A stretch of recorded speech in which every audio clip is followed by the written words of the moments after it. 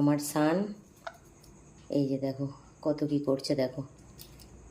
এই যে এই দুজন আমার আগের ছিল, আর আজকে বিশ্বজিৎ ভাইয়ের বাড়িতে আবার গেলাম। আগেরটাও বিশ্বজিৎ ভাইয়ের কাছ দিয়ে নেওয়া। তো এই যে নেটের মধ্যে যে দুটো বসে আছে এই দুটোকে আজকে এনেছি। আর এরা আমার পুরনো, দেখো মস্তানি করছে। ওরাও করবে, যেহেতু আজকে এসছে এই জন্য একটু ভয় পাচ্ছে, আর কদিন পর ওরাও করবে।